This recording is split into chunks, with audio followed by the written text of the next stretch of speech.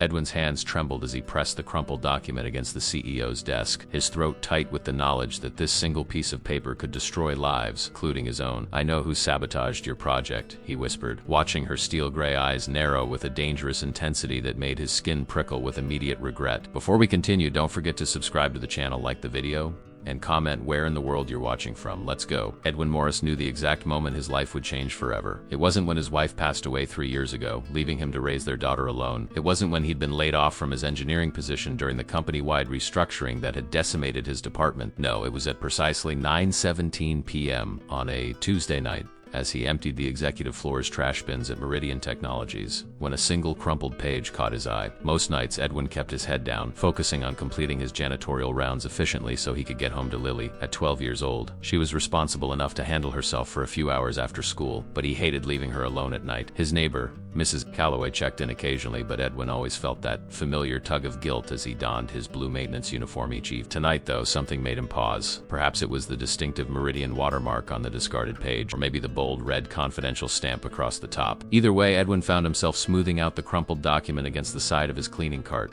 his eyes scanning the technical specifications that were startlingly familiar. "These are my designs," he whispered to the empty office, recognizing the proprietary cooling system he had developed before the layoffs. But something was wrong. The specifications had been subtly altered, compromised in ways that would cause catastrophic failure upon implementation. Someone had deliberately sabotaged his work. Edwin's heart raced as he carefully folded the paper and slipped it into his pocket. For the first time since taking the janitorial position 6 months ago, he was grateful for his late-night access to Meridian's offices. He knew he needed to investigate further. Over the next 3 nights, Edwin began paying closer attention to the documents that ended up in the executive trash bins. He discovered additional modified specs, emails referencing adjustments to Project Phoenix, and financial projections showing massive stock shorts positioned right when the project would launch, rather, when it would fail. The evidence pointed to someone orchestrating a deliberate sabotage of Meridian's flagship project, and Edwin now knew exactly who was behind it. What he didn't know was what to do with this information. "Daddy, why are you still up? It's almost midnight," Lily's voice startled him from his makeshift investigation board spread across their small dining table. "Just some work stuff, sweetie," Edwin replied, hastily gathering the papers. "You should be asleep." Lily leaned against the doorframe, her dark hair falling in messy waves around her face. So like her mother's, it made Edwin's chest ache. "Is everything okay?" Edwin managed a reassuring smile. "Everything's fine. I just discovered something important at work and I'm trying to figure out what to do about it." "You should tell the truth," Lily said simply, with the straightforward clarity that only children seem to possess. "It's what you always tell me to do." Edwin nodded, knowing she was right. But the truth was complicated. "It's not that easy, Lil. The person who needs to know is, well, she's kind of important. More important than doing the right thing," Lily challenged, raising an eyebrow in a perfect imitation of her mother's skeptical expression. Edwin sighed, looking at the evidence he'd gathered. He thought about Meridian's CEO, Victoria Langford, a formidable woman whose reputation for ruthless efficiency was legendary. She had taken over Meridian 3 years ago and transformed it from a middling tech company into an industry powerhouse. He'd never spoken to her, not even when he'd worked as an engineer. Now he was just the night janitor, invisible to the executive floor. But Lily was right. The truth mattered more than his intimidation. "You win," he told his daughter, kissing the top of her head. "I'll talk to her tomorrow." The next morning, after dropping Lily at school, Edwin drove to Meridian's towering glass head instead of going home to sleep as he'd changed out of his uniform into his one decent button-down shirt and khakis, but still felt painfully out of place in the sleek lobby with its marble floors and minimalist furniture. "I need to see Victoria Langford," he told the receptionist, who looked at him as if he'd asked to meet the Queen of Ink. "Do you have an appointment?" she asked, her perfectly manicured finger hovering over her keyboard. "No, but it's urgent. It concerns Project Phoenix," Edwin replied, lowering his voice at the project name. The receptionist's eyes widened slightly, the first crack in her professional veneer. "Your name, sir?" "Edwin Morris. I work in maintenance, night shift." She blinked, clearly surprised. "Please have a seat, Mr. Morris. I'll see if Ms. Langford is available." Edwin sat rigidly in one of the sleek chairs, clutching his folder of evidence. 10 minutes passed. Then 20. He was beginning to think he should leave when the elevator doors opened, and a stern-faced security officer approached him. "Mr. Morris, come with me, please." Edwin followed him into the elevator, his mouth suddenly dry as they ascended to the executive floor. When the doors opened, he was led down a corridor of glass-walled offices, acutely aware of curious glances from Meridian's upper management. At the end of the hall was Victoria Langford's office, a corner suite with panoramic views of the city. Victoria was standing behind her desk when Edwin entered, her blonde hair pulled back in a severe ponytail, her navy suit impeccably tailored. At 42, she had the kind of beauty that intimidated rather than invited, all sharp angles and calculating intelligence. "Mr. Morris," she said, not offering to shake hands. I'm told you have urgent information about Project Phoenix. You have precisely 5 minutes to explain why my head of security shouldn't escort you from the building. Edwin swallowed hard. I know who sabotaged your project. Victoria's expression didn't change, but something flickered in her eyes. Close the door, she instructed the security officer, who complied and then stationed himself outside. Edwin carefully laid out the evidence he'd gathered, explaining how he'd discovered the altered specifications and tracked the changes to their source. The cooling system will fail catastrophically within hours of implementation. It's designed to look like a design flaw, but it's deliberate sabotage. Victoria examined each document with clinical precision. And you believe Marcus Reynolds is responsible? My CFO? The evidence is clear, Edwin said, pointing to the email chain he'd reconstructed. He's been in contact with your competitor, Axiom Tech, for months, and he's positioned to profit significantly from Meridian's stock plummet after the failure. Victoria's gaze was penetrating. You were an engineer here before the layoffs. It wasn't a question, but Edwin nodded anyway. Yes, I actually designed the original cooling system for Phoenix. And now you empty my trash can, she stated flatly. Edwin felt heat rise in his face. I do what I need to for my daughter. Something in Victoria's expression shifted subtly. Why bring this to me? You could have taken this to the press or to the authority. Because this company employs thousands of people, Edwin said simply. If Phoenix fails,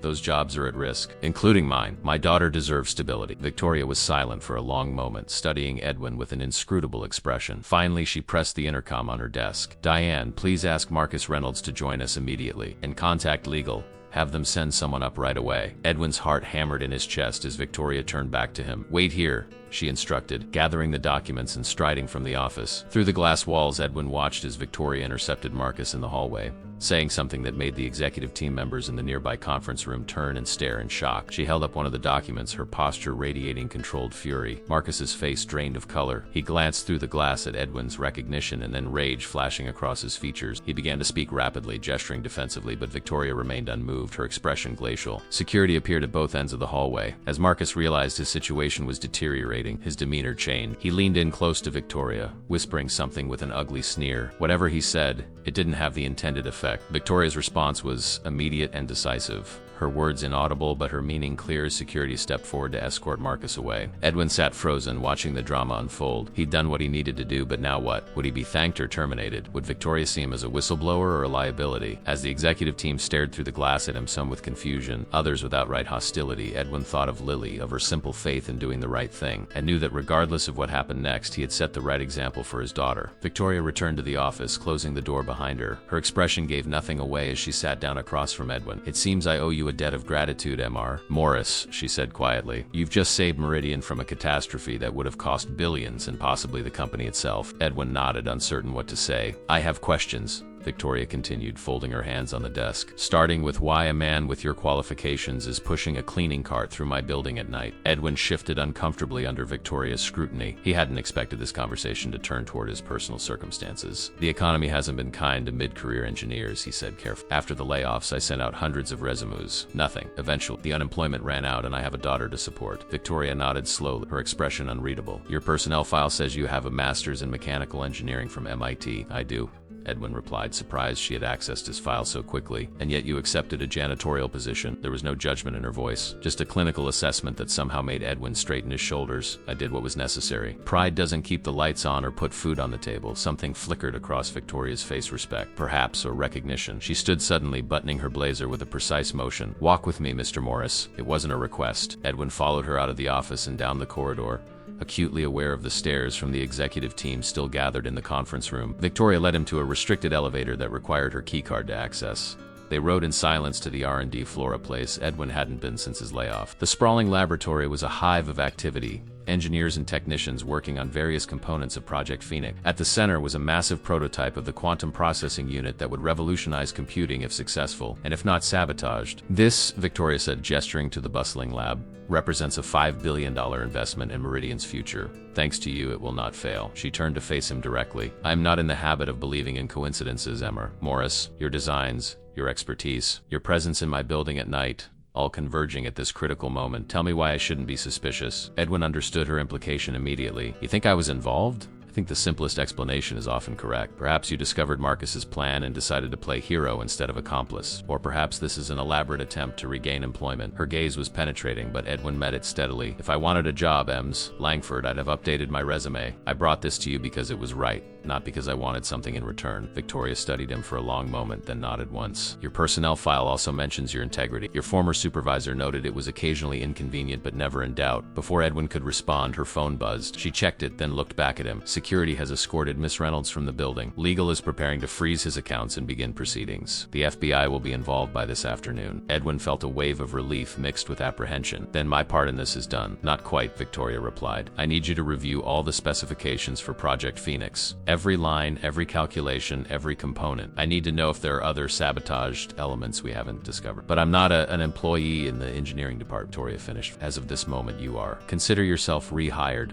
Mr. Morris, at twice your previous salary. Edwin stared at her, stunned. Just like that? Just like that, she confirmed. I reward competence and integrity, particularly when they save me billions of dollars. She gestured to an empty workstation in the corner of the lab. You'll start immediately. I'll have HR process the paperwork. Edwin hesitated, his mind racing. I appreciate the offer, Ms. Langford, but there are complications. My daughter will be accommodated, Victoria interrupted. What do you need? Different hours. Childcare? Name it. It's not that simple, Edwin said. She's 12 and she's had enough disruption in her life. I can't just suddenly change everything again. Victoria's expression softened fractionally. I understand family commitments, Mr. Morris, more than you might think. We can discuss flexible arrangements. Before Edwin could respond, the glass doors to the lab swished open and a group of executives entered. Among them was Nathan Porter, the chief technology officer, whose face darkened when he spotted Edwin. Victoria, what is this? Porter demanded, not bothering to hide his contempt as he gestured toward Edwin. Why is this ...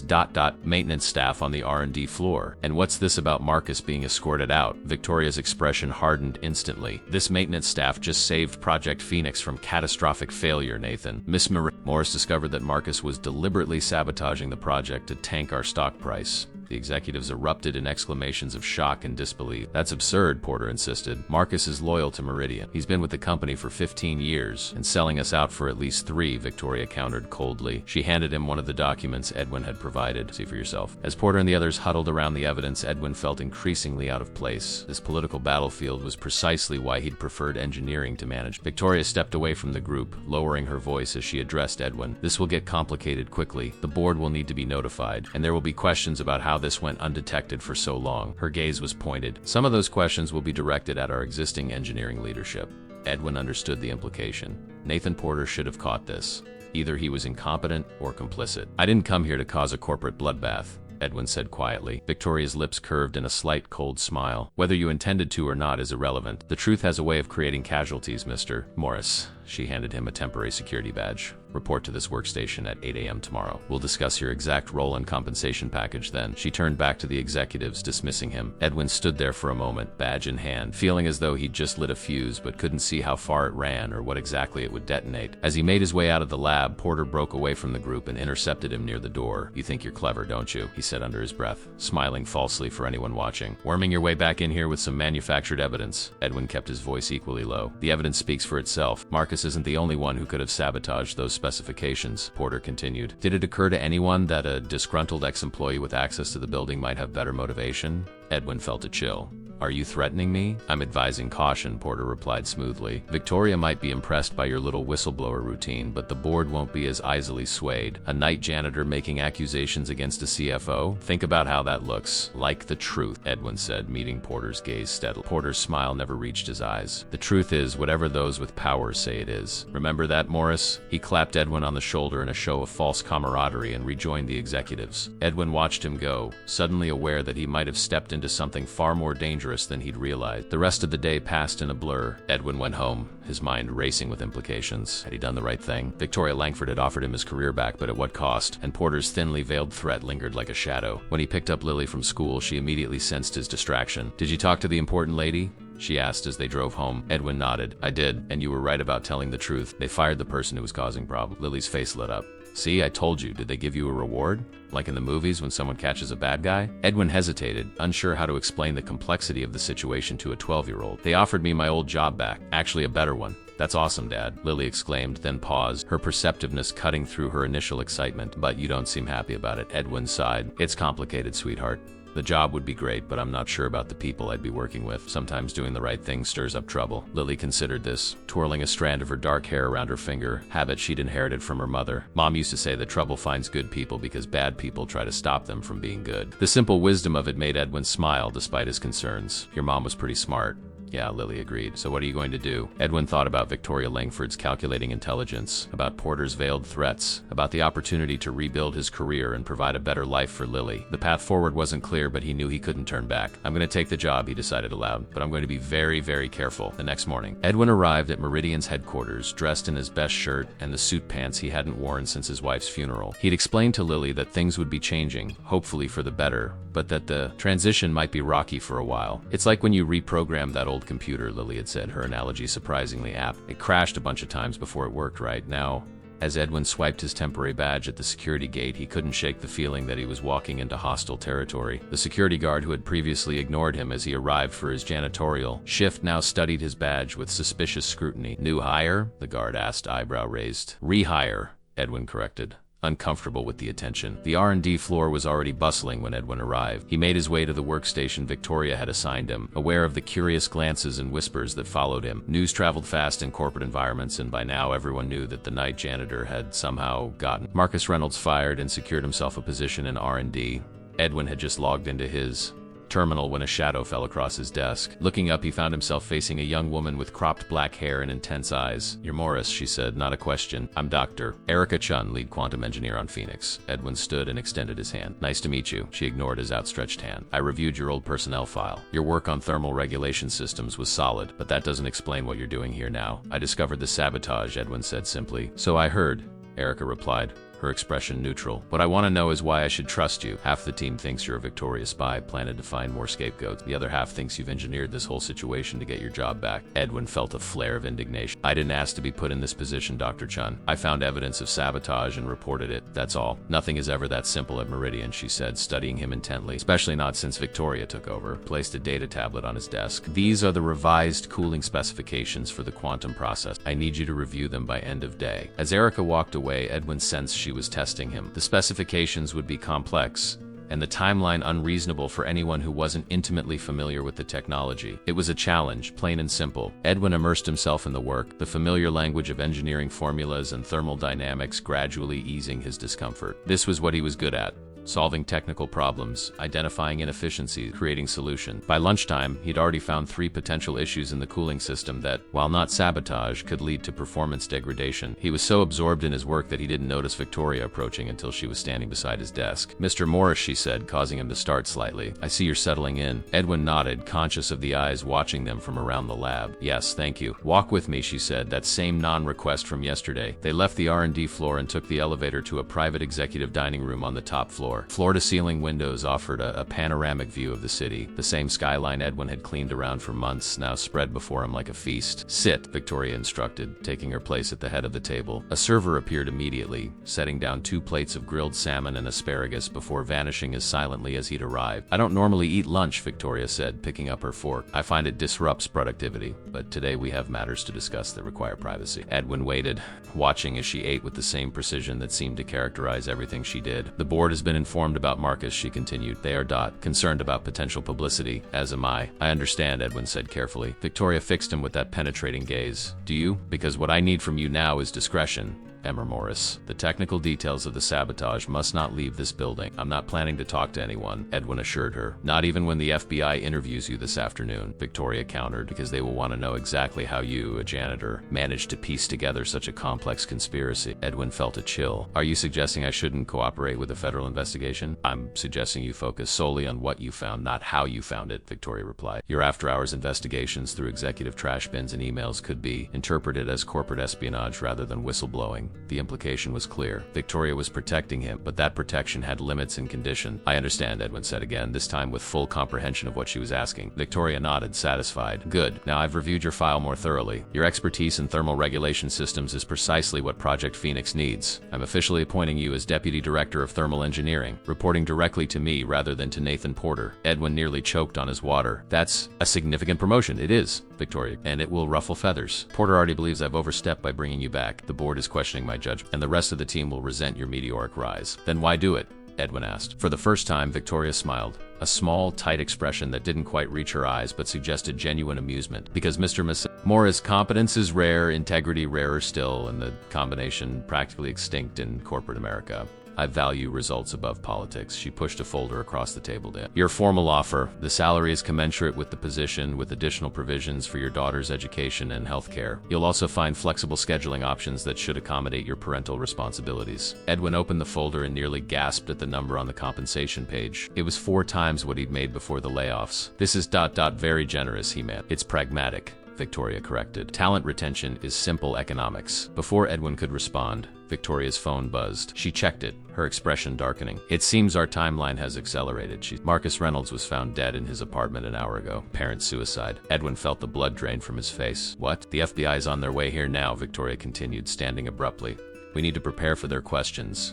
This changes everything. Edwin sat frozen, his mind racing. Suicide? Or something made to look like suicide? Porter's veiled threat echoed in his mind. Ms. Langford, he said carefully, do you think this is really a suicide? Victoria's eyes met his, and for the first time, Edwin saw uncertainty there. I think, Mr. Morris, that we've stumbled onto something much bigger than either of us initially realized. The FBI interviews were grueling. Edwin sat in a conference room for 3 hours, describing how he discovered the sabotage while carefully omitting the more questionable aspects of his investigation. As Victoria had advised, yes, he'd noticed discrepancies in documents while performing his cleaning duties. No, he hadn't accessed any computers or private files. Yes, he'd brought his concerns directly to Ms. Langford as soon as he'd confirmed his suspicions. By the time he left Meridian that evening, Edwin was exhausted. The emotional whiplash of the day, from new job excitement to the shock of Reynolds' death, left him drained. As he pulled into the driveway of his modest home, he found himself checking the rearview mirror. Suddenly paranoid about being followed. Inside, he found Lily at the kitchen table doing homework, a half-eaten sandwich beside her. How was the new job? She asked brightly. Edwin forced a smile. Interesting. Very different from cleaning. Lily studied him with that perceptive gaze that seemed to see right through him. Something happened, she deduced. Something bad. Edwin sighed, sitting down beside her. How much should he tell her? She was only 12, but she was perceptive and mature for her age. Sheltering her completely felt wrong, but burdening her with the full truth seemed equally inappropriate. The person who got fired, he began carefully, the one who was causing problems, ... He died today. Lily's eyes widened. Did someone kill him? No, Edwin said quickly. The police think he took his own life, but you don't believe that, Lily said, reading his expression. Edwin hesitated. I'm not sure what to believe right now, Lil. Sometimes when big companies have problems, things get complicated. Lily nodded seriously, like in those movies where the corporations are evil and people in suits do bad things. Despite everything, Edwin smiled. Real life isn't usually that dramatic. But yes, sometimes people in suits do bad things. Later, after Lily was asleep, Edwin sat at his kitchen table reviewing the Phoenix specifications. His mind kept wandering to Marcus Reynolds. If the CFO had been murdered to silence him, who was behind it? Porter seemed the obvious suspect, but Victoria's reaction suggested even she was unsure of the full picture. Edwin's phone buzzed with a text from an unknown number. Security footage from your floor has been archived. Be in the executive garage at 6 a.m. Come alone. Edwin stared at the message, a mixture of anticipation and dread settling in his stomach. Victoria Langford was bringing him deeper into whatever conspiracy was unfolding at Meridian. The question was whether he was being enlisted as an ally or positioned as the next scapegoat. At 5:45 the next morning, Edwin pulled into Meridian's underground executive garage, the amber glow of sodium lights casting long shadows in rows of luxury vehicles. He'd left Lily with Mrs. Calloway, explaining that an early meeting required him to leave before dawn. It wasn't a lie exactly, but the omission of details weighed on him. The garage was eerily quiet. Edwin parked his aging sedan between a Maserati and a Tesla, feeling distinctly out of place. At precisely 6 a.m., the elevator doors opened, and Victoria emerged, dressed in a charcoal suit that looked as though she'd been awake and impeccably put together for hours. Mr. Morris, she acknowledged, gesturing for him to follow her toward a sleek black Audi at the far end of the garage. We'll take my car. Where are we going? Edwin asked, sliding into the passenger seat. Somewhere we can talk without being overheard, Victoria replied, pressing her thumb to the car's biometric starter. The engine purred to life, unnervingly quiet. I don't trust the security of Meridian's buildings anymore. They drove in silence through the empty pre-dawn streets, eventually pulling into a secluded overlook in the city's West Hills. The skyline spread before them, Meridian's tower still illuminated among the skyscrapers. Victoria killed the engine but left the car running for heat. What I'm about to share with you cannot leave this vehicle, she said, her voice uncharacteristically tense. Do you understand? Edwin nodded. I understand. Marcus Reynolds didn't kill himself, Victoria stated flatly. The police are ruling it a suicide because that's the convenient explanation, but I knew Marcus for 15 years. He wasn't the type. You think he was murdered, Edwin said. Not a question. I know he was, Victoria replied. She pulled out a tablet and tapped the screen. This is security footage from Marcus's building the night he died. Watch. The video showed a service entrance. A figure in maintenance coveralls entered, cap pulled low over their face. 30 minutes later, the same figure exited, moving with purposeful strides. Maintenance worker? Edwin asked. No scheduled maintenance that night, Victoria said. And look at this. She switched to another angle that briefly caught the figure's profile as they exited. The face was partially visible, enough to see it was a woman with sharp features. Do you recognize her? Victoria asked. Edwin studied the image. No. Should I? Her name is Diana Mercer, Victoria said. Former Special Forces, now a private contractor who specializes in corporate espionage, and occasionally, it seems, elimination. Edwin felt a chill run down his spine. Why are you showing me this? Victoria's eyes met his, cold and calculating. Because I believe Meridian has been compromised at the highest levels. Marcus wasn't acting alone. Someone else is orchestrating this. Someone with enough power and resources to hire a professional killer when things went sideways. Porter, Edwin suggested. Perhaps, Victoria said, but he's not the only possibility. The board has 7 members, any of whom could benefit from Meridian's failure if positioned correctly. And then there's Axiom Tech, our primary competitor. Why trust me with this? Edwin asked. You barely know me. Victoria's expression remained impassive. Because you have no allegiances within Meridian, no political ties, no history with anyone involved except through your previous position, which was terminated. You're as close to an objective observer as I can find. And what exactly do you want from me? Information, Victoria said simply. You'll have access to the R&D team that Porter doesn't know I've granted. I want you to monitor communications, track data access, observe patterns. Someone else knows about the sabotage, perhaps even orchestrated it. I need to know who. Edwin frowned. You're asking me to spy on my colleagues. I'm asking you to help me prevent a murderer from killing again, Victoria countered. Marcus is already dead. You could be next. Or me. The starkness of her statement hung in the air between them. Edwin thought of Lily, of what would happen to her if he became collateral damage in this corporate war. This is bigger than just industrial sabotage, isn't it? He asked quietly. Victoria nodded, her gaze shifting to the city's skyline. Project Phoenix isn't just another product. It's revolutionary quantum technology with applications beyond computing. Military applications, surveillance applications. If successfully developed, it would put Meridian, and by extension, American technology, years ahead of international competitors. And if it fails, Edwin prompted, then the technology gets delayed, or worse, acquired by someone else during Meridian's inevitable fire sale, Victoria explained. Someone wants Phoenix to fail, but not to disappear. They want to control it. Edwin processed this information, trying to reconcile the mundane act of emptying trash bins with the international conspiracy Victoria was describing. I'll help, he said finally, but I need something in return. Victoria raised an eyebrow. You've already received a considerable compensation package. I'm not talking about money,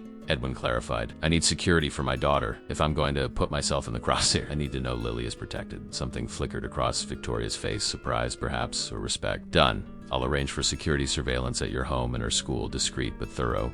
Anything else? Edwin hesitated, then committed. I want to know who you suspect, who you trust, and what you're not telling me. If we're partners in this, I need full transparency. Victoria studied him for a long moment. You're either very brave or very foolish, Mr. Morris. Few people make demands of me. This isn't a demand, Edwin said calmly. It's a condition of trust. Victoria's lips curved in that same not-quite smile from before. Very well. I suspect Nathan Porter, though board member James Harrington has had several unexplained meetings with Axiom executive. I trust my executive assistant, Diane, who has been with me for 15 years, and surprisingly, I find myself inclined to trust you. She paused, turning to face him fully. As for what I'm not telling you, I believe the sabotage goes beyond Project Phoenix. 3 other major initiatives have failed in the past 18 months under suspicious circumstances. This appears to be a systematic undermining of Meridian's future. Edwin nodded, appreciating her candor. Then we need to establish a secure way to communicate. If Porter or anyone else is watching, they'll be suspicious of too many private meetings. Already arranged, Victoria said, handing him what looked like an ordinary company phone. This device has a secondary encrypted channel. Use it only in secure locations, never at Meridian or your home. They drove back to Meridian in thoughtful silence. As they pulled into the garage, now filling with early arriving executives, Victoria turned to Edwin. Remember, you're Deputy Director of Thermal Engineering, concerned only with your technical responsibilities, nothing more. Edwin nodded, understanding his cover. As he moved to exit the vehicle, Victoria's hand on his arm stopped him. One more thing, Mr. Morris, she said quietly. Trust your instincts, but verify everything, including what I tell you. In this situation, blind trust could be fatal. With that sobering advice, Edwin entered the Meridian building through the executive entrance for the first time, feeling the weight of his dual role settling on his shoulders. The morning progressed with deceptive normality. Edwin familiarized himself with the thermal engineering team, 5 brilliant but wary engineers who clearly viewed his sudden promotion with suspicion. He reviewed the latest cooling system modifications, making careful notes of both the technical details and which team members had access to what information. Shortly before lunch, Dr. Erica Chun appeared at his workstation. "You've made changes to my cooling protocols," she stated, arms crossed defensively. Edwin nodded. "I found some inefficiencies in the liquid nitrogen circulation system. The modification should improve performance by approximately 12%. Erica studied him, her expression unreadable. "Those inefficiencies were intentional. We need the system to run hot to test durability thresholds." "Then you should have documented that intention," Edwin replied evenly. "The specifications read like design flaws, not test parameters." Something shifted in Erica's demeanor. Subtle relaxation. "You're right. The documentation was inadequate." She hesitated, then added, "The team has been under immense pressure since the Reynolds situation. Documentation standards have slipped." Edwin sensed an opening. "What was your impression of Reynolds? Did he interact much with the R&D team?" "Occasionally," Erica said carefully. "He was particularly interested in the military applications, always asking for demonstrations when we had breakthroughs." "Military applications?" Edwin prompted, remembering Victoria's comments. Erica seemed to catch herself. "You don't have clearance for that aspect of the project. Talk to Porter if you want access." With that, she turned and walked away, leaving Edwin with more questions than answers. That afternoon, as Edwin was reviewing thermal test data, an unmarked envelope appeared on his desk. Inside was a thumb drive and a note in flowing handwriting. "Backup of Marcus's private server. Be careful where you look. DD. Diane, Victoria's trusted assistant." Edwin slipped the drive into his pocket, suddenly aware of the surveillance cameras overhead and the curious eyes of his colleagues. Whatever was on this drive, it wasn't meant to be viewed at Meridian. By the time Edwin left that evening, his mind was racing with question. Military application, a private server, an international conspiracy. How had finding a crumpled page in a trash bin led to this? As he pulled into his driveway, Edwin noticed a black SUV parked across the street. The driver nodded, almost imperceptibly. Victoria's promised security detail. The sight was both reassuring and disturbing, a reminder that the danger was real enough to warrant protection. Inside, he found Lily setting the table for dinner, her homework spread across one end. "Dad, how was work today? Did you invent anything cool?" Edwin smiled, grateful for her enthusiasm despite his growing concern. "Not today, sweetheart, but I'm working on some pretty amazing technology." "Is it top secret?" Lily asked excitedly. Edwin thought of the thumb drive in his pocket, of Victoria's warnings, of Marcus Reynolds' body discovered in an apartment staged to look like suicide. "Some of it," he answered truthfully. "Some of it is very secret indeed." After Lily went to bed, Edwin sat at the kitchen table staring at the thumb drive. His laptop was disconnected from the internet, a precaution that seemed paranoid days ago but now felt entirely reasonable. He inserted the drive, holding his breath as it loaded. The contents were encrypted, but a text file named README contained instructions for accessing the data, a lengthy password, and a recommendation to use a specific decryption tool. 2 hours and several security measures later, Edwin was looking at Marcus Reynolds' private files. Most were financial records, offshore accounts, investment strategies, tax shelters. Edwin skimmed these, searching for connections to Axiom Tech or other competitors. Nothing obvious appeared, though Reynolds had certainly diversified his investments beyond what might be expected of a loyal CFO. Then he found a folder labeled Phoenix Oversight. Inside were communications between Reynolds and someone identified only as Oversight. The exchanges were coded, discussing delivery schedules and quality concerns that Edwin suspected referred to the sabotage efforts. The most recent message, dated 2 days before Reynolds' death, chilled Edwin to the bone. Delivery inspection failed. Quality control determined tampering evident. Source identified as MR. Recall and replace defective product immediately. The response from Reynolds was desperate. Misunderstanding can explain. Need meeting. Oversight had replied with a single line, termination process initiated. The next day, Reynolds was dead. Edwin copied the files to an encrypted partition on his laptop, then destroyed the thumb drive. His hands were shaking. He had just found evidence of a murder conspiracy, written in corporate doublespeak that would be plausibly deniable in any court. He reached for the secure phone Victoria had given him, hesitated, then put it down. She had advised him to verify everything, including what she told him. What if Victoria was Oversight? What if she had orchestrated Reynolds' elimination after he'd been exposed, to tie up loose ends? No, that didn't make sense. She had rehired Edwin, brought him into her confidence. If she wanted to silence him, she could have done so immediately. Still, caution seemed prudent. Edwin slept fitfully that night, his dreams filled with shadowy figures in corporate boardrooms where executives spoke in code about termination processes. The next morning, he arrived at Meridian early, hoping to avoid the crowds.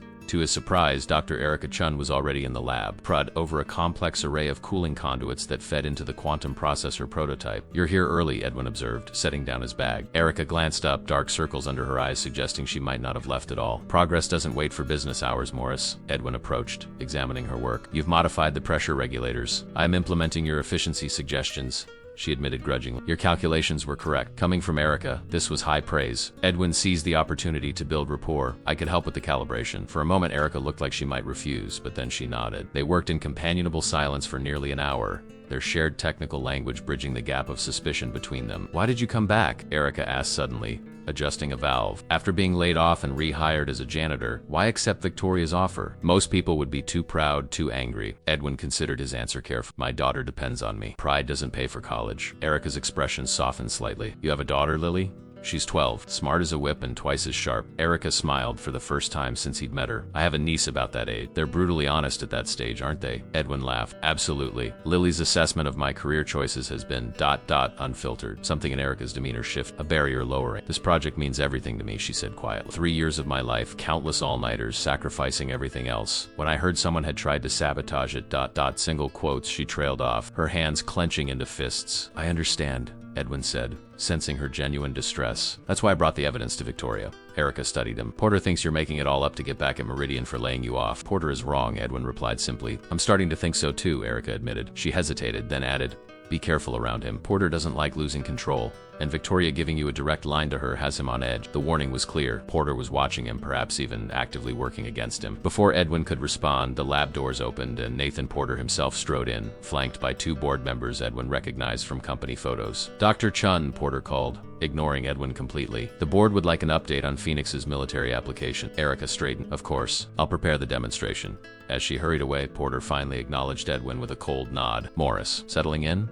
His tone suggested he hoped the opposite was true. Very well, thank you, Edwin replied neutrally. The thermal regulation system is showing significant improvement. Porter's smile didn't reach his eyes. Good, good. Though I'm curious why Victoria felt we needed to bring back a former employee when we have perfectly capable engineers on staff. One of the board members, a silver-haired man with calculating eyes, studied Edwin with interest. So this is Victoria's special project, he remarked, as if Edwin were a curiosity in a museum. James Harrington, he introduced himself, extending a hand. Board of Directors. Edwin shook the offered hand, immediately recognizing the name from Victoria's list of suspects. Edwin Morris, Deputy Director of Thermal Engineering. Quite a title for someone so recently emptying trash bins, Harrington observed with a thin smile. Victoria must see something special in you. The comment was designed to humiliate, but Edwin refused to take the bait. I simply identified a problem and brought it to her attention. Yes. This alleged sabotage, Harrington said dismissively. A convenient narrative, though the timing of Marcus's unfortunate decision raises questions, doesn't it? Edwin felt a chill. Harrington was implying that he had somehow driven Reynolds to suicide, or worse, that he was involved in his death. I only reported what I found, Edwin said carefully. Indeed, Harrington replied. Well, we're all very interested in what else you might find during your ... investigations. The threat was thinly veiled. Porter looked pleased at Edwin's discomfort, while the other board members seemed bored by the exchange. If you'll excuse me, Edwin said. I have calibrations to complete. Harrington nodded, his eyes never leaving Edwin as he stepped away. The encounter left him shaken, more convinced than ever that the conspiracy extended to the highest levels of Meridian. Later that afternoon, Victoria summoned Edwin to her office. The glass-walled space offered a sweeping view of the city, but Edwin couldn't help noticing how exposed it made them visible to anyone walking past. Mr. Morris, Victoria greeted him formally. I understand you've made progress with the thermal regulation systems. Yes, Edwin replied, picking up on her professional tone. We've implemented several efficiency improvements that should prevent overheating issues. Victoria nodded, sliding a tablet across her desk. On it was a message. Office bug. Careful what you say. Edwin's eyes widened slightly, but he maintained his composure. The specifications are detailed in this report, he said, pulling a folder from his bag and placing it on her desk. Inside, tucked between technical documents, was a note about what he'd found on Reynolds' private server. Victoria scanned the report, her expression revealing nothing when she reached his hidden message. This is good work, Mr. Morris. I'd like to discuss it further in a more appropriate setting, she wrote on a sticky note. Tonight, 8 p.m., the Overlook. Of course, Edwin replied. Whatever works for your schedule. Their exchange was being observed by several executives in the hallway, their curious glances following Edwin as he left Victoria's office. The glass walls that had once represented Meridian's commitment to transparency now felt like a fishbowl, exposing every interaction to potentially hostile eyes. Edwin spent the remainder of the afternoon cataloging who accessed the Phoenix project servers, when, and what files they viewed. The pattern that emerged was concerning. Porter was accessing the military application files far more frequently than necessary, often late at night when few others were working. At 7:30, Edwin left the building, telling his team he was picking up his daughter. Instead, he drove to the Overlook where he'd met Victoria that morning, parking his car in the shadows away from the main viewing area. Victoria's Audi pulled in precisely at 8 p.m. She exited, scanning the area before approaching Edwin's car and sliding into the passenger seat. My office, My car, my home all compromised, she said without preamble. Someone has been monitoring my communications for months. I only discovered it yesterday, Harrington, Edwin suggested, recounting his encounter with the board member. Victoria's expression darkened. Possibly. He's been pushing for more military applications, advocating for government contracts that would put Phoenix in a completely different regulatory category. Edwin handed her a printout of the oversight communications he'd found. This was on Reynolds' server. It looks like someone ordered his death after he was exposed. Victoria read the messages, her usual composure faltering for a moment. This confirms what I suspected. Reynolds wasn't the mastermind, he was a pawn, just like the rest of us. She looked up at Edwin, her eyes reflecting the distant city lights. And now they know you're working with me, which puts you squarely in their sights. Edwin's pulse quickened. How do we proceed? Victoria's expression was grim. Carefully. The Phoenix demonstration for the Pentagon is in 10 days. If the sabotage was intended to make the project fail during that demonstration, it would be catastrophic for Meridian, and perfect for whoever wants to acquire our technology in the aftermath. We need to identify oversight, Edwin said. The message implies it's someone who could order Reynolds' death and make it look like suicide. That requires significant resources, Victoria agreed. Harrington certainly has them, as do several board members. But Porter has been pushing unusually hard to control every aspect of the Pentagon demonstration. Single quotes. Edwin hesitated, then shared his discovery. Porter has been accessing the military application files late at night, much more frequently than his role would require. Victoria's eyes narrowed. Interesting. What about Erica Chun? You've been working closely with her. I don't think she's involved, Edwin said. She seems genuinely devastated by the sabotage attempt. This project is her life's work. Don't rule anyone out, Victoria cautioned. Passion can be manipulated and everyone has pressure points. The statement hung between them, a reminder that in this world of corporate espionage, personal vulnerabilities were weapons to be exploited. Speaking of pressure points, Edwin said quietly, the security detail for Lily, are you certain it's reliable? Victoria's expression softened fractionally. Absolutely. The team reports directly to me through channels entirely separate from Meridian. They're former military specialists I've worked with for years. Edwin nodded. Relieved, but still uneasy. What's our next move? We need access to Porter's private communications, Victoria said. His work emails are too carefully curated. We need his personal devices. Breaking into his office? Edwin asked, alarmed at the escalation. Nothing so crude, Victoria replied. Porter hosts an annual charity gala at his estate this weekend. As a newly appointed department head, you'll be invited. I'll ensure it. And then what? I can't exactly search his home during a party. Victoria's smile was cold and precise. No, but you can place this. She handed him what appeared to be an ordinary wireless phone charger. It creates a back door into any network it connects to. Leave it in his home office, plugged in. My security team will handle the rest. Edwin turned the device over in his hands, the reality of what they were doing, corporate espionage, possibly illegal surveillance, settling uncomfortably on his conscience. This is crossing a line, he said slowly. They crossed it first, Victoria countered. When they sabotaged Phoenix, when they murdered Reynolds, when they put you and your daughter in danger. She was right, of course. They were far beyond ethical gray areas now. One more thing, Victoria added, reaching into her bag. She withdrew a slim handgun, its metal surface gleaming dully in the car's interior light. Do you know how to use this? Edwin stared at the weapon. I've been to a range a few times, but take it, Victoria insisted. Keep it secured, away from your daughter, but accessible if needed. If I'm right about what's happening, this'll get worse before it gets better. Edwin reluctantly accepted the gun, its weight unfamiliar and disturbing in his hand. He carefully placed it in his glove compartment, wondering how he'd gone from finding a crumpled document to arming himself against corporate assassins in less than a week. The next morning, an elegantly embossed invitation to the Porter Foundation annual gala appeared on Edwin's desk. The event was black tie, scheduled for Saturday evening at Porter's lakeside estate. A personal note from Porter himself was scrawled across the bottom. Mr. Morris, your presence is requested as the newest member of our leadership team. Attendance is mandatory. Erica noticed the invitation as she passed his desk. Ah, the Porter pageant, she remarked dryly. Hope you own a tuxedo. Edwin grimaced. Not exactly part of my janitor's wardrobe. Erica's lips quirked in what might have been a suppressed smile. Don't worry. It's more about Porter showing off his art collection than anyone actually enjoying themselves. Though the champagne is excellent, you'll be there? Edwin asked, somewhat relieved. All senior staff are requested to attend, Erica confirmed. Some of us make an appearance, drink his expensive alcohol, then escape as soon as socially acceptable. As they spoke, Edwin noticed Porter watching them through the glass wall of the lab, his expression calculating. When he saw Edwin looking, Porter smiled and raised his coffee mug in mock salute. He's watching us, Edwin murmured. He's always watching, Erica replied quietly. Since Reynolds died, Porter has been micromanaging everything, demanding progress reports twice daily, questioning resource allocations. She hesitated, then added, be careful at the gala. Porter's home field advantage is significant. Edwin wondered if she knew more than she was letting on. Thanks for the warning. That afternoon, Edwin received a text from Victoria's secure phone. Tuxedo delivered to your home. Car will collect you at 7 p.m. Saturday. Leave daughter with trusted friend for weekend. Security team will maintain perimeter. The instructions were clear and concerning.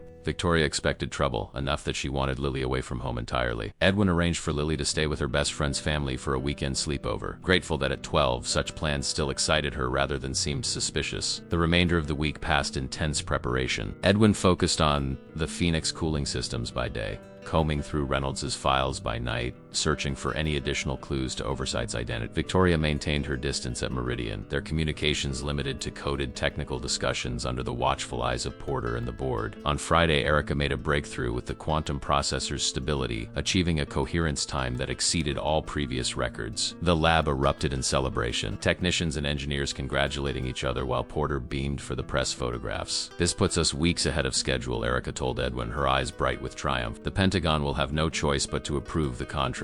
Edwin nodded, sharing her excitement while noting Porter's intense interest in the technical readouts. Later, he saw Porter alone in his office, speaking intently on a personal phone, his expression grave as he glanced repeatedly at the lab's success metrics. Saturday evening arrived with a sense of foreboding. Edwin adjusted his bow tie in the mirror, barely recognizing himself in the perfectly tailored tuxedo Victoria had provided. Lily had already left for her friend's house, after thoroughly teasing him about looking like a penguin spy. The car that arrived was not the expected town car, but a sleek Bentley with darkened windows. The driver, a stone-faced man with the bearing of ex-military, opened the door without a word. To Edwin's surprise, Victoria was already inside. "Ms. Langford," he acknowledged as he slid in beside her. "Miss Morris," she returned formally, though they were alone. She was stunning in a midnight blue gown that somehow managed to be both elegant and severe, like everything else about her. "The car is secure. We can speak freely." Edwin nodded. "I've placed the surveillance device in a decorative box that I can present as a host gift. It looks expensive enough to be believable." "Good," Victoria said. "Porter's home network is our best chance at finding concrete evidence. His security is extensive, but focuses on physical intrusion rather than digital." "And if we're caught?" Edwin asked. "We won't be," Victoria stated with absolute confidence. "But if something goes wrong, I've arranged a contingency. Just follow my lead." The Bentley wound its way through the exclusive lakeside community, eventually passing through ornate gates to Porter's estate. The mansion was lit up like a medieval castle, floodlights illuminating its stone facade while valets in formal uniforms rushed to attend arriving vehicles. "Subtle," Edwin remarked dryly. Victoria's mouth curved in a rare, genuine smile. "Nathan has always compensated for his intellectual insecurities with ostentatious displays of wealth." They exited the car, immediately falling into their public roles as CEO and subordinate. Victoria greeted various executives and board members with practiced charm while Edwin clutched the elegantly wrapped surveillance device and tried to look like he belonged. "Morris," Porter's voice boomed across the grand foyer. He approached with Harrington at his side, both men in impeccable tuxedos with drinks already in hand. "So glad you could join us. Quite a change from your previous duties, I imagine." The barb was delivered with a smile, but Edwin refused to be baited. "It's a beautiful home, Mr. Porter. Thank you for including me." He extended the gift box, a small token of appreciation for your hospitality. Porter seemed momentarily surprised by the gesture. "How thoughtful. I'll have someone put it in my study. Perhaps Mr. Morris would like to see where his gift will reside," Harrington suggested smoothly. "Nathan's study houses some remarkable first editions. You appreciate literature, I assume?" The question felt like a trap, but Edwin nodded. "I do.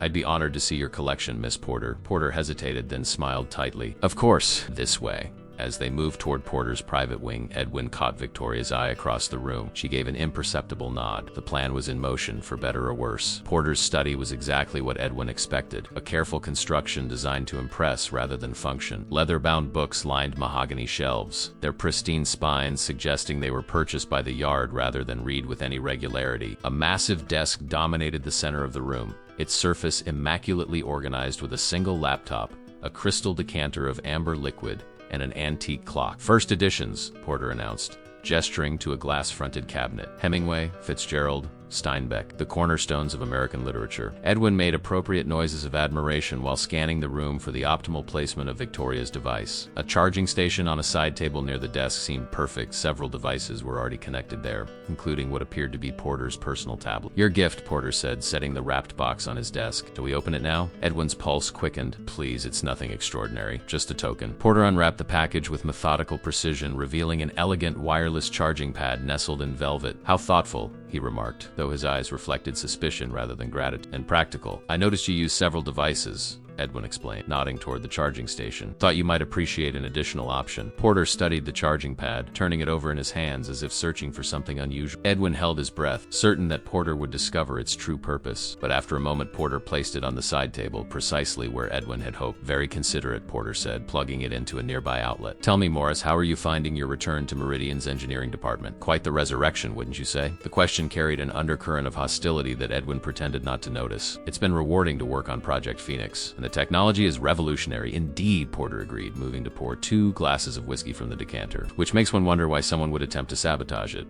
He handed Edwin a glass, their eyes meeting in silent challenge. Why do you think someone would do that, Morris? Edwin accepted the drink, buying time by taking a small sip. The whiskey was expensive, burning smoothly down his throat. Financial gain seems most likely. Meridian's stock would plummet if Phoenix failed publicly. A simplistic analysis, Porter commented. The military applications alone are worth billions. National security implications would override mere stock fluctuations. Edwin nodded, intrigued by Porter's emphasis on the military aspects. Then perhaps a foreign competitor. Perhaps, Porter allowed, leaning against his desk, or perhaps someone with a personal vendetta, someone who felt wronged by Meridian. The implication was clear. Porter was suggesting Edwin himself might be the saboteur seeking revenge for his layoff. That would be short-sighted, Edwin replied evenly, and ultimately self-defeating. Porter smiled thinly. Indeed. Now shall we rejoin the party? Harrington is particularly eager to discuss Phoenix with you. As they turned to leave, Edwin's gaze caught on a framed photograph partially hidden behind the laptop. Porter shaking hands with a man Edwin didn't recognize, both in military dress uniforms. Before he could study it further, Porter smoothly guided him from the study, locking the door behind them. Back in the grand ballroom, the party was in full swing. A string quartet played in the corner while elegantly dressed guests mingled beneath crystal chandeliers. Edwin spotted Victoria deep in conversation with a group of board members, her posture relaxed but her eyes alert. Harrington intercepted Edwin before he could approach her. Enjoy the tour? The board member inquired, his tone suggesting more than casual interest. Mr. Porter's collection is impressive, Edwin replied neutrally. Nathan has always had a talent for acquisition, Harrington said, sipping champagne. Though his methods occasionally raise eyebrows, Edwin sensed an opening. How so? Let's just say that Nathan's military background instilled certain aggressive tactics, Harrington explained. Useful in business, particularly when hostile takeovers are involved. Porter was military? Edwin asked, recalling the photograph. 20 years in naval intelligence before joining the private sector, Harrington confirmed. As was I, though in a different department. We share certain connections. The revelation shifted Edwin's understanding. Porter's military intelligence background provided both the skills and contacts necessary for corporate espionage and potentially for arranging Reynolds' elimination. Fascinating, Edwin said, trying to sound merely interested rather than alarmed. I wasn't aware. Harrington studied him with calculating eyes. There's much you aren't aware of, Mr. Morris. Victoria has thrown you into the deep end without a life jacket. Before Edwin could respond, Erica appeared at his side, resplendent in a simple black dress that contrasted sharply with the ornate gowns of most female guests. Morris, she greeted him. Porter wants the Phoenix team for a photo. Public relations nonsense. Harrington smiled thinly. We'll continue our chat later, Emma Morris. I have much to share about our CEO's management style. As Harrington moved away, Edwin turned to Erica. Thanks for the rescue. Wasn't intentional, but you're welcome, she replied, leading him toward a group of engineers assembling near a grand staircase. Harrington's dangerous. He and Porter have been thick as thieves lately. You've noticed too? Edwin asked, surprised by her candor. Erica glanced around before responding. It's hard to miss. Closed-door meetings, hushed conversations that stop when others approach. Something's happening, and it involves Phoenix. Before they could discuss further, Porter's booming voice called for attention. The Phoenix team was arranged on the staircase, corporate photographers directing their positions while Porter stood at the center, beaming with proprietary pride. Edwin found himself relegated to the back row while Erica was prominently positioned beside Porter. As cameras flashed, Edwin scanned the room for Victoria. She stood apart, watching the proceedings with a guarded expression. When their eyes met briefly, she gave a subtle nod toward her clutched purse. Edwin understood the surveillance device was active. The photographs complete, guests dispersed back to the party. Edwin made his way to the bar, maintaining his cover while observing the room. Porter and Harrington had vanished, presumably for a private conversation. Erica was engaged with some Pentagon officials, explaining technical aspects of the quantum processor with animated gestures. Edwin's phone vibrated. A text from Victoria's secure line. Device active. Meet me in the garden. East Terrace, 10 minutes. He waited an appropriate interval before slipping outside. The night air was cool, the garden illuminated by strategically placed lights that created dramatic shadows among the sculptural hedges. Victoria stood beside a stone fountain, her silhouette elegant against the water's shimmering surface. It's working, she said without preamble as Edwin approached. Porter's network is compromised. My team is downloading everything now. He was military intelligence, Edwin told her. 20 years. According to Harrington. Victoria's expression tightened. I knew about his military background, but not the intelligence aspect. That changes things. He'd have the training and connections for something like this. Harrington too, Edwin added. He implied they served together. The board connection, Victoria murmured. Makes sense now. A sound from nearby footsteps on gravel caused them both to tense. Victoria reacted with surprising speed, closing the distance between them and placing her hand on Edwin's chest, assuming the pose of an intimate conversation. Laugh, she whispered urgently, as if I've said something amusing. Edwin forced a laugh that he hoped sounded genuine, acutely aware of Victoria's proximity, the subtle scent of her perfume, and the dangerous charade they were playing. Erica Chun emerged from the shadows, stopping short when she saw them. Her expression registered surprise, then something like understanding. Sorry to interrupt, she said, her voice carefully neutral. Porter was looking for both of you. Victoria stepped back smoothly, her professional demeanor reasserting itself. Thank you, Dr. Chun. We were just discussing the thermal regulation breakthrough. Erica's eyes flicked between them, clearly not believing the explanation but choosing not to challenge it. Of course. He's in the main hall making some announcement. As they followed Erica back toward the house, Edwin caught Victoria's whispered warning. She's watching us now. Be careful. Inside, Porter stood on a small dais, champagne flute raised as he addressed the assembled guests. Single quotes, ... delighted to announce that Project Phoenix has been accelerated. The Pentagon demonstration will now take place this Wednesday, 3 days earlier than scheduled. A murmur of surprise rippled through the crowd. Edwin glanced at Victoria, whose composed expression couldn't quite mask her alarm. This wasn't part of any timeline they'd discussed. Our team's extraordinary breakthrough this week, Porter continued, nodding toward Erica, has allowed us to advance our schedule. Pentagon officials have confirmed the new date, and Meridian will make history 3 days sooner than anticipated. Applause followed, but Edwin noticed that Erica looked as surprised as Victoria. This wasn't a technical decision. Porter had moved the timeline unilaterally. Wednesday, Victoria murmured. He's forcing our hand. Edwin understood immediately. If there was still sabotage in the Phoenix systems, they now had 3 days instead of 6 to find. Porter was accelerating the endgame, whatever it might. As the party continued, Edwin felt the weight of invisible eyes tracking his movements. Porter watched him from across the room, his expression pleasant but his gaze predatory. Harrington studied Victoria with calculated interest. Even Erica seemed to be observing them both more closely after finding them in the garden. The elegant mansion suddenly felt like an elaborate trap, and Edwin wasn't certain they hadn't just sprung it. The remainder of the gala passed in a blur of forced smiles and careful conversation. Edwin maintained his cover, discussing thermal engineering with whoever would listen while avoiding further interactions with Porter or Harrington. By midnight, he was mentally exhausted from the constant vigilance. Victoria departed first, making a show of CEO responsibilities that couldn't wait until morning. Edwin left an hour later, declining offers of another drink from increasingly intoxicated colleagues. His drive, the same stone-faced man who had brought him, maintained absolute silence during the journey home. It wasn't until 2 a.m. when Edwin was certain he wasn't being followed that he contacted Victoria on the secure line. Data extraction complete, she informed him, her voice tight with urgency. You need to come to the Overlook immediately. This can't wait until morning. The Overlook was deserted at this hour, the city below a glittering carpet of lights. Victoria's Audi was the only car in the small parking area, its engine running to combat the nighttime chill. Edwin slipped into the passenger seat, still in his tuxedo minus the bow tie. What did you find? He asked. Victoria handed him a tablet. On it was a complex document titled Phoenix Extraction, detailing a plan to steal the quantum processor technology after a controlled failure at the Pentagon demonstration. Porter's working with Axiom Tech, Victoria explained, her voice cold with controlled fury. He's been their asset for over 2 years. The sabotage was never meant to simply make Phoenix fail. It was designed to create a catastrophic but containable incident during the Pentagon demonstration, one that would force Meridian to sell the technology to recoup losses. Edwin scrolled through the document, his stomach tightening with each detail, and Axiom would be waiting to buy it at a fraction of its value. Exactly. With Porter guiding the board toward the sale as the only viable option, Edwin continued reading, his blood running cold at the next section. There's more. They're planning to extract the core technology before the demonstration. Complete working copy of the Phoenix architecture, which explains the accelerated timeline, Victoria said grimly. They're not waiting for the demonstration to fail. They're extracting the technology beforehand as insurance. But how? The security around Phoenix is impenetrable. Biometric access, 24-hour surveillance, ... Single quotes. Victoria's expression was grim. Not for the deputy director of thermal engineering with approved access to all cooling systems, according to Porter's communications. They've duplicated your security credential. The realization hit Edwin like a physical blow.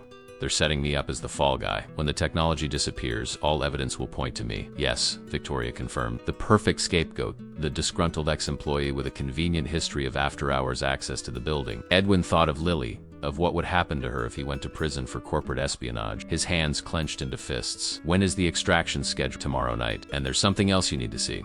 Victoria swiped to another document, a detailed dossier on Edwin himself, including surveillance photos of Lily at school, details of her daily routine, even the address of her friend where she was staying this weekend. They're monitoring my daughter, Edwin whispered, cold fury replacing his fear, using her as leverage. Insurance. Victoria corrected. In case you discovered their plan. The message is clear, interfere, and, price. Edwin forced himself to think rationally despite the rage and terror coursing through him. We need to move Lily to a secure location immediately. Already done, Victoria said. While you were reviewing the documents, I dispatched a team to relocate her. Her friend's parents think it's a mix-up with weekend activity schedules. Lily is now at my private residence outside the city with round-the-clock security. Edwin stared at her, momentarily speechless at both the threat to his daughter and Victoria's swift response. Thank you, he managed finally. Victoria nodded once, accepting his gratitude without comment. Now we focus on stopping the extraction and exposing Porter. We have approximately 20 hours. We need to inform the FBI, Edwin suggested. Not yet, Victoria cautioned. Porter's military connections run deep. Until we know who we can trust, we keep this between us. Then what's the plan? We let them proceed, Victoria said, her expression coldly calculating, with modifications to their schedule. By dawn, they had formulated a strategy. Edwin would return to Meridian as if nothing had changed, focusing on the Phoenix cooling systems while subtly altering key access protocols. Victoria would remain publicly distant while mobilizing her private security team. The trap would be set,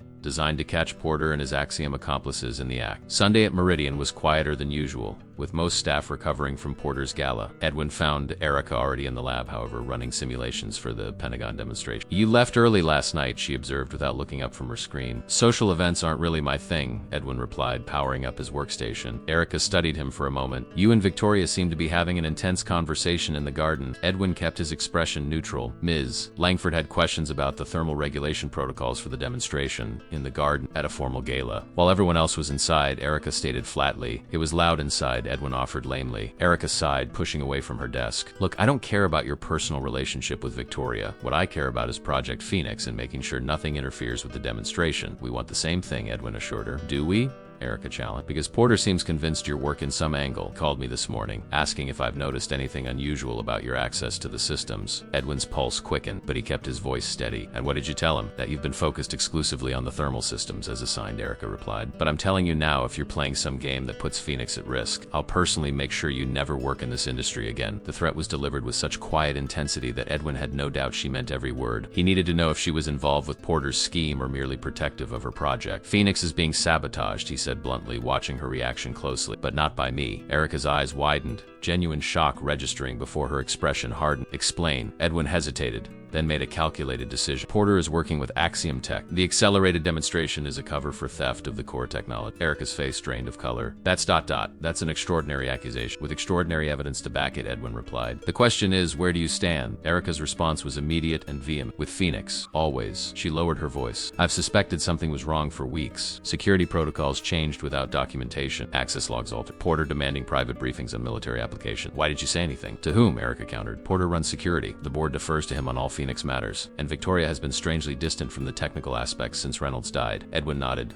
understanding her position. We're working to expose it tonight, but we need your help with the quantum processor safeguards. Erica's expression was resolute. Tell me what you need. By mid-afternoon, their modified trap was in place. Erica had implemented a sophisticated tracking protocol within the quantum processor's core. Architecture invisible but impossible to remove without destroying the technology itself. If Porter's team extracted the technology, they would unknowingly take the tracker with them. Edwin was adjusting the final thermal parameters when Porter appeared in the lab, flanked by two men Edwin didn't recognize. They wore visitor badges identifying them as Pentagon officials, but their bearings suggested military rather than bureaucratic backgrounds. Morris Porter greeted him with false joviality. Working on a Sunday? Such dedication.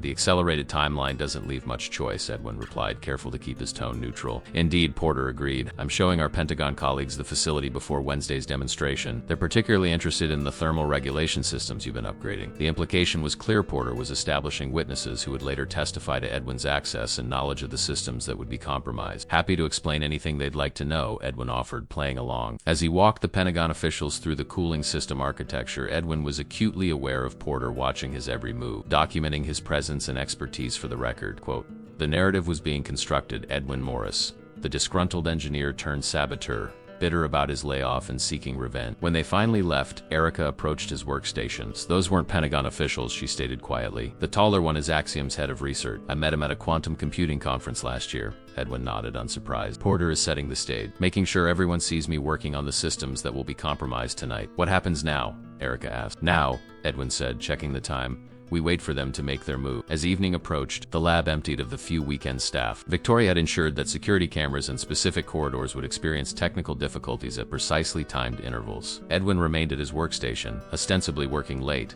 actually monitoring the tracker Erica had installed. At 11:38 p.m., Edwin's secure phone vibrated. A text from Victoria. They're moving. 3 vehicles entering the underground garage. Porter plus 6 others. Edwin's pulse quickened. Erica, they're here, he whispered into his communicator. She was positioned in an adjacent lab, monitoring the quantum processor's core diagnostic systems. Tracker is active, she confirmed, her voice steady despite the tension. If they so much as touch the processor, we'll know. Edwin remained at his workstation, keeping up the pretense of late-night work. The trap required Porter to believe his plan was proceeding undetected, went the obvious scapegoat. His credentials used to access the secure areas while he worked nearby, oblivious to his impending framing. The lab door opened. Edwin didn't look up, continuing to type as footsteps approached. Still here, Morris? Porter's voice carried the forced casualness of someone following a script. Dedication or obsession? Edwin turned, feigning surprise. Porter stood with 2 men in security uniforms that Edwin didn't recognize, not Meridian's regular team. Just finalizing the thermal protocols for Wednesday, he replied. Porter nodded, his smile not reaching his eyes.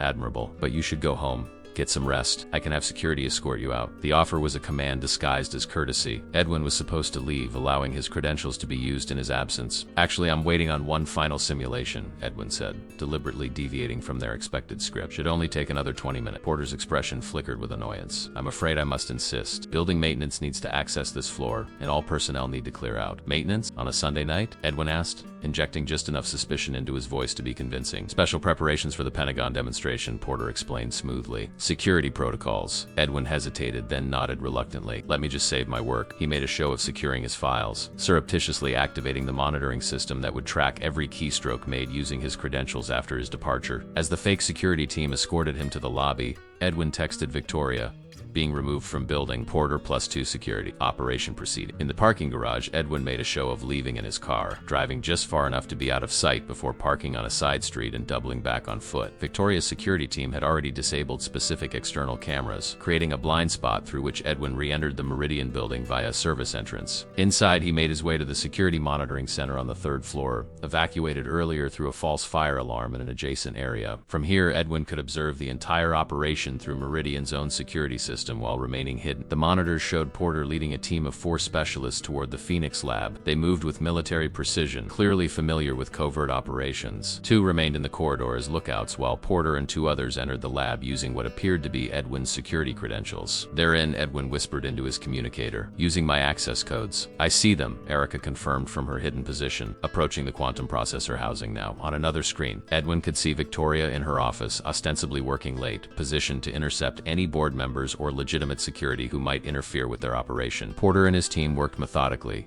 bypassing the quantum processor's primary security measures with practiced efficiency. They weren't damaging anything. This wasn't sabotage, but theft. They were extracting the core architecture, creating a perfect duplicate while leaving the original intact and apparently untampered with. They're copying the quantum matrix algorithms, Erica reported, her voice tight with controlled anger. Bastards are duplicating my life's work. Tracker is transmitting? Edwin confirmed. Every byte they steal is tagged, she assured him. We'll be able to follow the technology wherever it goes. The extraction took nearly 40 minutes. Porter supervised without participating directly, maintaining plausible deniability while his specialists did the technical work. Finally, they secured a small, heavily shielded case containing what appeared to be storage devices. Package secured, Edwin reported to Victoria. They're exiting the lab now. The team moved swiftly toward the executive elevator, the same one Edwin had once cleaned nightly. Porter entered first, holding the stolen technology, while his specialists followed. The elevator descended to the underground garage where the 3 vehicles waited. Victoria, they're heading to the garage, Edwin warned. 3 minutes until extraction is complete. Understood, she replied calmly. Authorities are on standby. We need them to clear the building perimeter before we move. Edwin watched as Porter and his team loaded into separate vehicles. The first 2 cars exited immediately, but Porter remained in the 3rd, making a call from a device that wasn't his Meridian phone. He's contacting someone, Edwin reported. Could be Harrington or Axiom. Porter's conversation lasted less than a minute. When it ended, he didn't immediately leave. Instead, he glanced directly at the garage security camera with a smug smile, then held up what appeared to be a detonator. Cold dread washed over Edwin. Victoria, he has a device, some kind of trigger. Get out now. Victoria commanded. All personnel evacuate immediately. Edwin was already running, his heart hammering against his ribs. Behind him, security monitors showed Porter's vehicle accelerating out of the garage just as Victoria's emergency evacuation alert blared through the building's speaker system. Edwin sprinted down the emergency stairwell, his mind racing. A bomb? Or something else? What was Porter's endgame? He burst into the lobby just as Erica emerged from another stairwell. "What's happening?" she demanded. "Porter has some kind of detonator," Edwin explained breathlessly. "We need to clear the building now." They rushed toward the exit, joining the handful of weekend staff streaming out into the night air. Victoria was already outside, coordinating with security in what appeared to be unmarked federal vehicles just arriving. "Everyone's out?" she asked as Edwin and Erica approached. "I think so," Edwin confirmed. "Sunday night staff is minimal," Victoria nodded grimly. "FBI is tracking Porter's vehicle. They'll intercept him before he reaches Axiom's facility." Before Edwin could respond, a low, rhythmic hum began emanating from the Meridian building. It wasn't the expected explosion, but something equally alarming. A sound he recognized from the Phoenix lab. "That's the quantum processor," Erica whispered, her face pale with realization. "They've initiated a full-power test cycle remotely with the cooling systems disabled," Edwin added, the implications hitting him like a physical blow. "They're gonna burn out the processor, destroy the original." The perfect crime was now clear: steal a copy of the technology, destroy the original in what would appear to be a catastrophic system failure, then have Axiom discover the same technology independently months later, after Meridian had abandoned the project. "Can we shut it down remotely?" Victoria asked. Erica was already working on her tablet. "They've locked us out of the primary systems. I'm trying to override, but a security alarm joined the humming, followed by the building's fire suppression system activating throughout the upper floors. The heat signatures are triggering emergency protocols," Edwin realized. "The processor is overheating exactly as they planned. If it reaches critical temperature, the damage will be irreversible," Erica said, her fingers flying across her tablet. Years of research gone. Edwin's mind raced through potential solutions. The processor couldn't be shut down remotely, but perhaps the cooling systems could be reactivated through a different pathway. "The maintenance bypass," he said suddenly. "There's an emergency cooling override in the building's infrastructure control room separate from the lab systems." "Basement level," Victoria confirmed.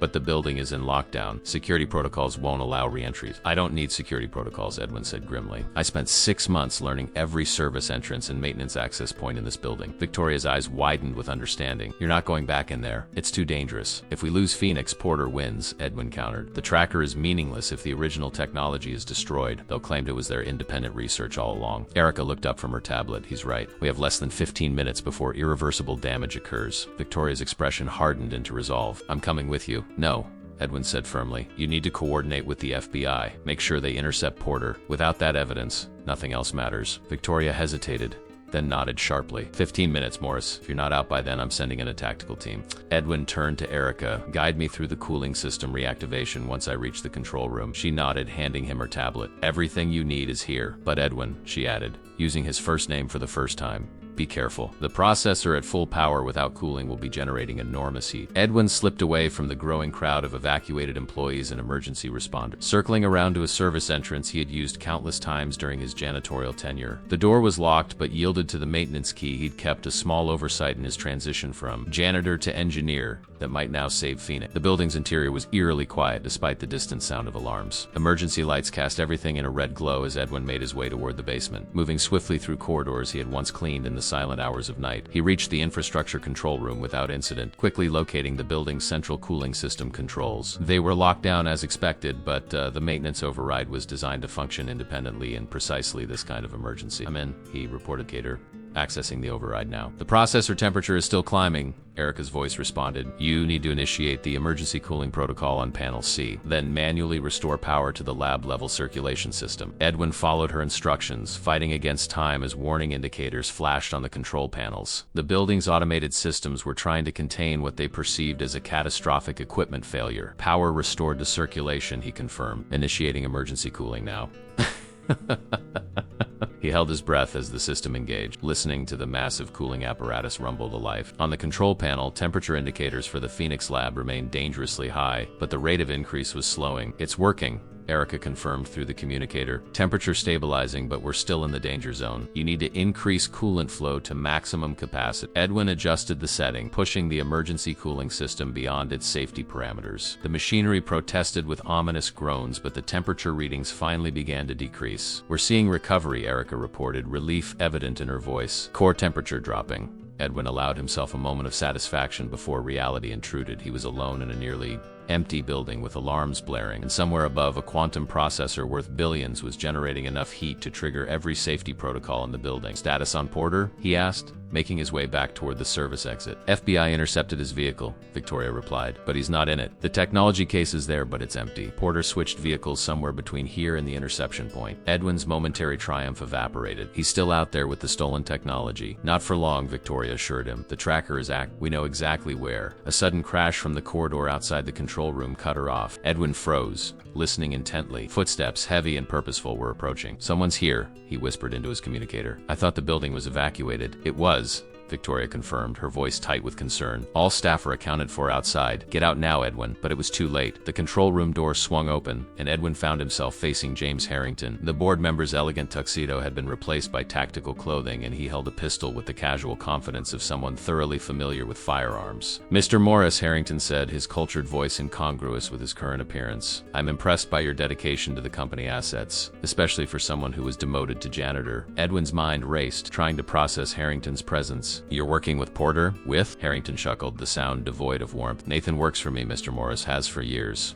His military career ended under my command, and his corporate career began under my direction. Your oversight," Edwin realized, remembering the Cody name from Reynolds Communications. "Very good," Harrington acknowledged with a slight nod. "I prefer to maintain a certain distance from operational details, but your unexpected intervention has forced me to take a more hands-on approach. Single quotes through his earpiece. Edwin could hear Victoria urgently dispatching security to his location, but help would take precious minutes to arrive. "The FBI has Porter," Edwin said, stalling for time. "They've recovered the technology. They have a decoy," Harrington corrected. "The real package is already en route to a secure facility, and unfortunately I can't allow you to interfere any further."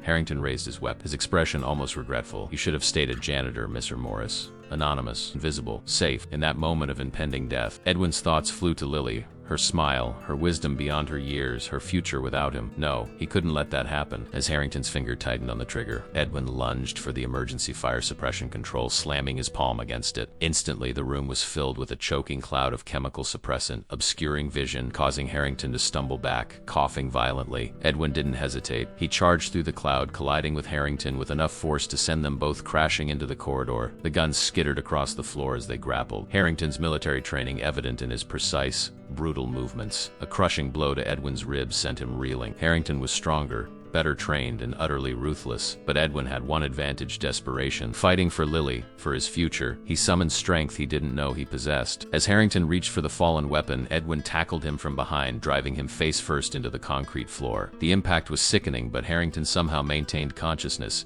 twisting to throw Edwin off. They struggled in the dim emergency lighting, their shadows dancing grotesquely on the walls. Harrington landed a vicious strike to Edwin's temple, momentarily stunning him. The board member scrambled toward his gun once more, fingers closing around the grip. A single gunshot echoed through the corridor. Edwin flinched, expecting pain, but instead watched in astonishment as Harrington collapsed, clutching his shoulder. Behind him stood Victoria Langford, her own pistol still raised, her expression cold and determined. "It's over, James," she said, her voice steady as security personnel swarmed into the corridor. "The FBI has Porter's second vehicle too. The real technology has been recovered." Harrington's face contorted with fury and disbelief. "Impossible. The transfer was confirmed." "By whom?" Victoria asked. "Dr. Chun, perhaps? Who modified the tracking markers to create a false confirmation while actually leading us directly to your extraction." Understanding dawned on Harrington's face, quickly replaced by resignation as federal agents secured him. Edwin struggled to his feet, wincing at what felt like at least one broken rib. Victoria holstered her weapon and approached him, her composure finally showing cracks of genuine concern. "That was either incredibly brave or incredibly stupid," she said, her voice softer than he'd ever heard it. "Probably both," Edwin admitted, attempting a smile despite the pain. "Lily? Safe," Victoria assured him, "and she'd stay that way." Outside, the pre-dawn sky was lightening to a pale gray. Emergency vehicles surrounded the Meridian building, their lights painting the scene in surreal flashes of red and blue. FBI agents were leading Harrington toward an unmarked vehicle while others conferred with Victoria's security. Erica Chun approached, looking exhausted but triumphant. "The processor is stable," she reported. "No permanent damage. Phoenix lives." Victoria nodded, satisfaction evident in her expression. "And the Pentagon demonstration will proceed as originally scheduled," Erica confirmed, "with proper security this time." As medical personnel attended to Edwin's injuries, he watched the organized chaos around him with a sense of unreality. Just a week ago, he had been an invisible figure in Meridian's halls, emptying trash bins and mopping floors after everyone else had gone home. Now he stood at the center of a conspiracy unraveled, corporate espionage thwarted, his future transformed. What happens now? He asked Victoria as paramedics wrapped his ribs. Now, she said, we rebuild. The board will need significant restructuring with Harrington's arrest. Porter and his team face federal charges for industrial espionage and attempted sabotage of military technology, and Phoenix proceeds without interference. And me? Edwin asked. Victoria's expression softened almost imperceptibly. That depends on you, Mr. Morris. Your position as Deputy Director of Thermal Engineering remains open. Your performance these past days has been ...